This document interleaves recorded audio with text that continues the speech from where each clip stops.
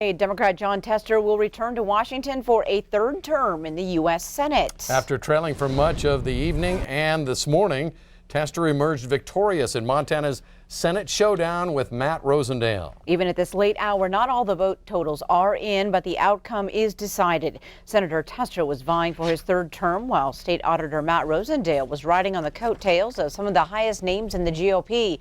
But late this morning, Senator Tester emerged with a slim 11,000 vote lead to claim victory. Our chief political reporter Mike Dennison reports now from Great Falls, where the Tester campaign spent a restless night.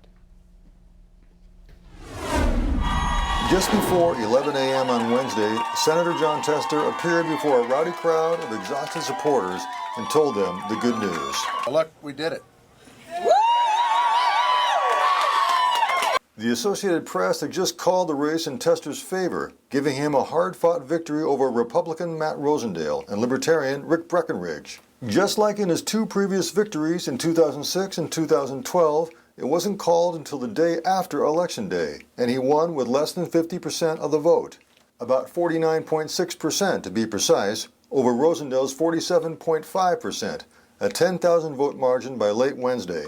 Rosendale took the lead briefly early Wednesday morning, but a rash of late counted votes from Democratic strongholds like Missoula and Bozeman put Tester over the top. In comments Wednesday, Tester said it was a tough race, but that now it's time to tone down the political differences. We need to get some things done in Washington, D.C. We need to work together. We need to put aside the political pettiness and work together to get things done. And I will tell you why.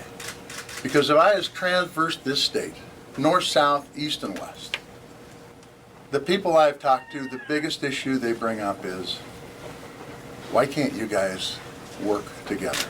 Well, we can, and we will. And it will happen because the American people are demanding it. Tester said tops on his agenda are fixing problems with health care, rural broadband access, and care for veterans. He also noted that President Trump came here 4 times to campaign against him, but that he'd like the president to come back again and take a good look at the problems facing the state that need to be fixed. As I walk around, you know, there's Democrats, there's Republicans, Libertarians. We agree on a heck of a lot more than we disagree on. So find the areas you agree on and work on them. This race had a lot of firsts for Montana, from 4 presidential visits to $60 million in campaign spending. But in the end, Tester's victory looked a lot like his first 2, eking out a victory with a great on-the-ground effort, some last-day voting, and the strength of his own personality. Reporting from Great Falls, Mike Dennison, MTN News.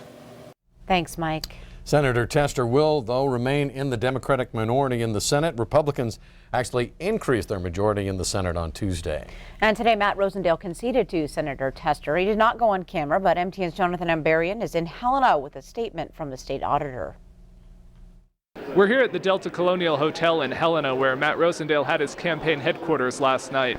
We haven't heard directly from the state insurance commissioner today, but just after 11:30 this morning, we did receive a statement from his campaign in which he confirmed he was conceding the race to Senator Jon Tester. He said he had spoken to Senator Tester, that he congratulated him and wished him well.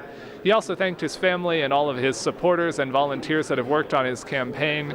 And he said that despite the loss, his work for the people of Montana isn't done. He said he's going to continue to advocate for lower health care costs and more health care options in his position as state auditor.